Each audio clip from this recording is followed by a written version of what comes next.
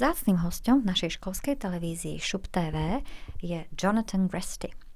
Hoci počujete britské meno, pod týmto menom sa skrýva človek, ktorého berieme už ako našinca. Veď žije na Slovensku viac ako polovicu svojho života. A naviac na východnom Slovensku. A ešte k tomu väčšinu času v Prešove.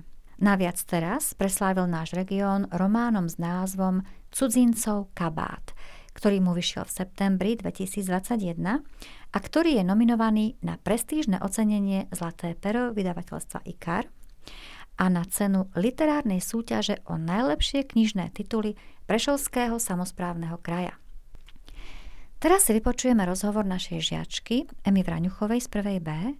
Emma strávila svoje detstvo v Írsku, má teda nádhernú angličtinu a dúfame, že sa jej časom zapáči aj práca reportéra. So spisovateľom Jonathanom Grestym teda vedie rozhovor Emma Vraňuchová. So, why did you choose Slovakia? It's a good question. I didn't choose Slovakia. I actually chose Czechoslovakia. When I first came here, it was Czechoslovakia. But I'd heard a lot of good things about Czechoslovakia. Lots of, very nice things about how beautiful the country is. Lots of mountains, lots of castles, nice people, cheap beer. Lots of demand for English teachers. So I applied to teach in Czechoslovakia and they sent me to Slovakia. Yeah, why did you choose Prešov? Well, that's a good question as well. I didn't come to Prešov at first. I first started in Spisovateľom in 1992, 30 years ago. And I lived there. And then I spent 2 years in Banska Bystrica, teaching at the university in Banska Bystrica. And then I spent 2 years teaching in a town called Banska Štiavnica, a very beautiful place. And then I had an opportunity to come to Prešov, and I always loved the east of Slovakia. I liked the people. And I wanted to teach at the university, and I moved with my family in 1997 to Prešov, where I started to teach at the university. And we've been here ever since. So I've been in Prešov for 24 years now. That's a lot. It's a long time. Yeah. Yeah. Why did you choose to come here? To the school this today? School, yeah. To this school today? Well, one of my friends and colleagues for the last 20 years or so, I've known her for a long time, is Natalia. This is Prostredna. And she invited me. She read my book. I wrote a book which was published last year, Cudzincov, last year. Published in Slovak, and she read it, and I think she liked it, and she wanted me to come here and meet you and some of your classmates. That's nice. How long did it take you to write that book? I actually started it in 2017 in January, so that's 5 years ago now. And I started it just as a short story. It was just supposed to be a short story. I wasn't planning to write a full novel. And I showed the short story to different people. And one of my students said to me, "Mr. Grestym, what happens next?" And I said, "Well, nothing, it's the end of the story." And she said, "But I want to know what happens next to these two characters. I'm very interested." So I thought, okay, I'll write a novel. I'll develop it into a novel. I'll make it a full-length novel. And that was like the summer of 2017. And then I wrote a first draft in 2018. And then I left it for 6 months. And then I went back to it, added another chapter. So in the summer of 2019, I'd had a kind of second draft. And then in January 2020, I sent it to IKAR Publishers. And they said, yes, we'd like to publish it. So it was 3 years from beginning to end. Oh, that's a long time. It sounds like a long time, Yeah. but I was doing lots of other things in between. I wasn't just working on that book. You have to realise I was going to work, I was doing lots of other things. Basically, I would spend a few weeks on it, then I would leave it for 6 months, and then go back to it, spend another few weeks on it, and then forget about it for another 6 months. And I think that was a good plan, because I think you need to take your time with it, and you need to have what you call in Slovak odstup.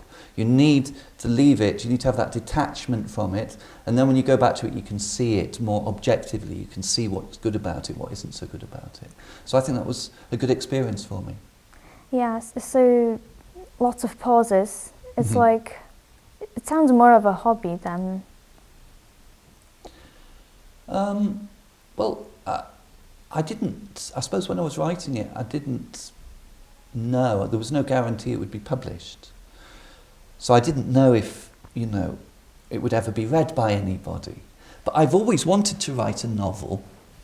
And so it was like a kind of hobby.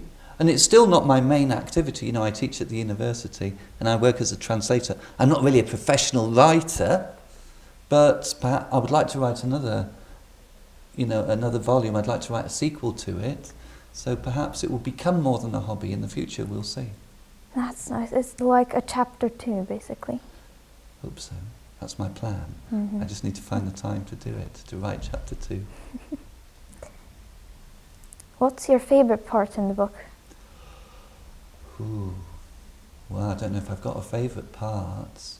There are lots of parts which I think it's like, that's almost like asking a mother, who is your favourite child? Imagine a mother has got like 5 children and you say, who's your favourite? They're all my children. They're all mine. I love them all the same. But there were some parts which I enjoyed writing more than others. I have to say, I really liked the dialogues between the 2 main characters, between Jess and Katka. When Jess is ill in bed and Katka comes to talk to him and to give him some support and give him some advice, I felt that was, for me, one of the most exciting parts to write. Because I really felt I was writing from the heart. Yeah. So you wrote from your emotions, basically? In some parts, yeah. Some of it is authentic, like it's about things which I have experienced, feelings which I have had, observations which I have made about life in Slovakia. Other parts are purely imaginary. For example, Katka, the main female character, I have created her. She's not based on a real person. And everything about her is kind of imaginary. Whereas Jess, the main male character, is similar to me in many ways. He's not the same as me. But that was not so much imagined. That was more writing from my own experience and my own emotions. So it's kind of like 50-50. So the main character is basically somewhat like you. A bit like me, yeah.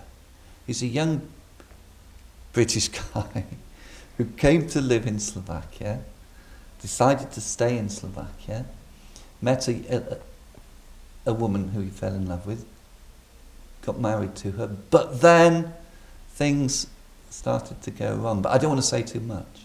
I don't want to reveal the ending to anybody or spoil it for anybody. There's also another character in the book called Gunther, who's a German. And he also falls in love with Katka. And he also comes to live in Slovakia. But he has a very different attitude towards Slovakia. His feelings towards Slovakia are very different from Jess's. And in this book, I kind of compare these 2 attitudes, 2 different foreigners coming to live in Slovakia. One who really loves it here, and one who isn't really happy here, doesn't really want to stay here. And that's another of the themes in the book. So you try to take opposites? A little bit, yeah.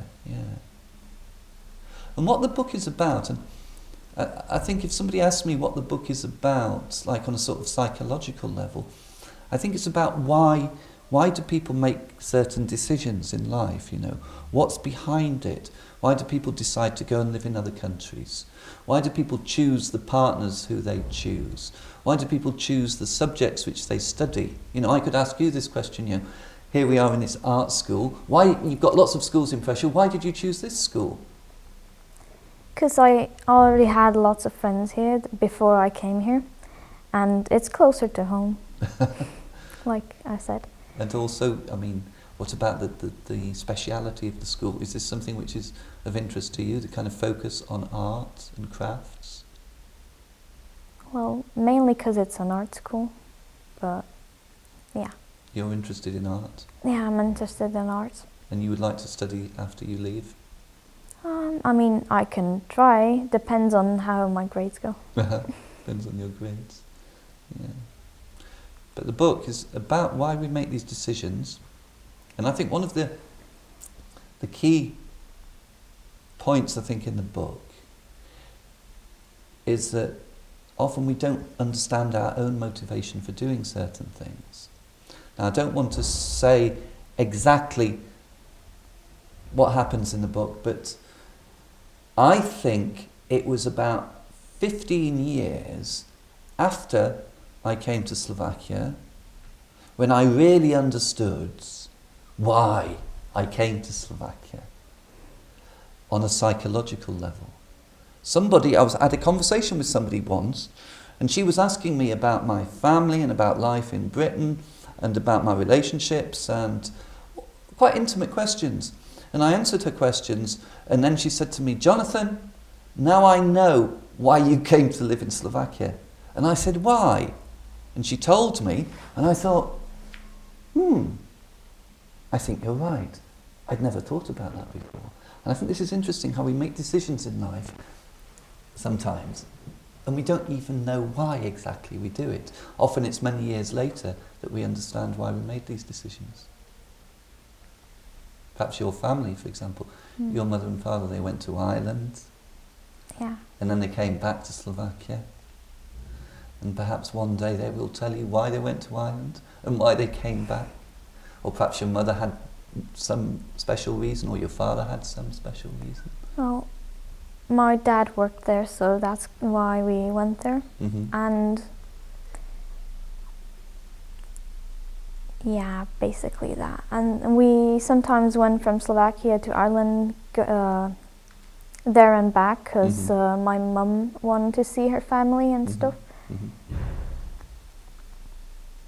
But then my dad found a different job in Germany, so we went back to Slovakia. Now he kind of travels. He quit that job now. So. Okay, what kind of reactions did you get to that book? To that book, yeah.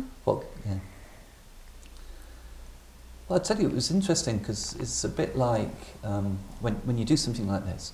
You know, when you publish a book, it's like you have a nice saying in Slovak, "Idieš skožil na trh." You know, you really feel that you're leaving yourself open to criticism. And for the first few weeks, I was kind of very nervous about it, and I was waiting for the first reactions. And at first, there wasn't much of a reaction. And then after about a month and a half, the first sort of reaction started coming through, and I think I would say about 80% of them were very good, very positive.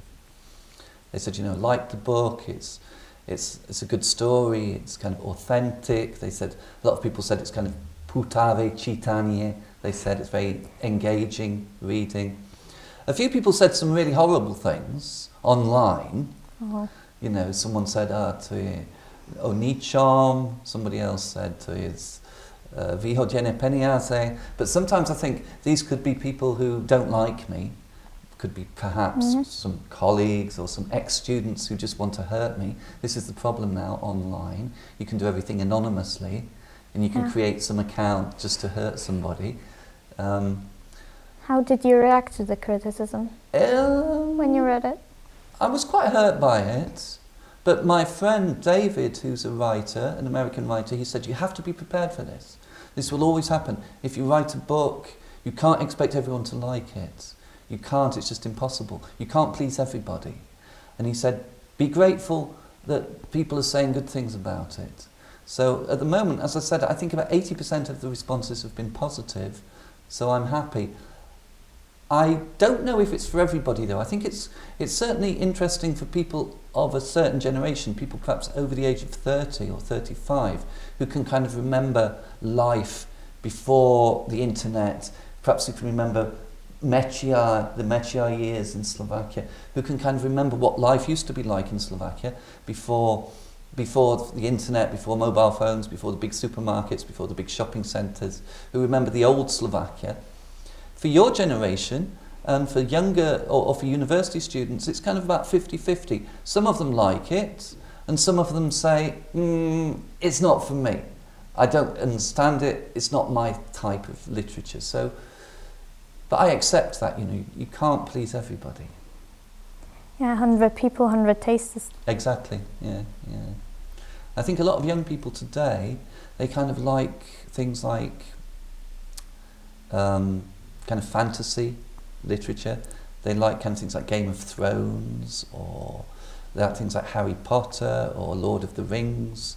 A lot of young people seem to like fantasy, science fiction, and my book isn't that. My book is very kind of realistic, kind of set in the real world, and here in Slovakia, sort of trying to be as authentic as possible.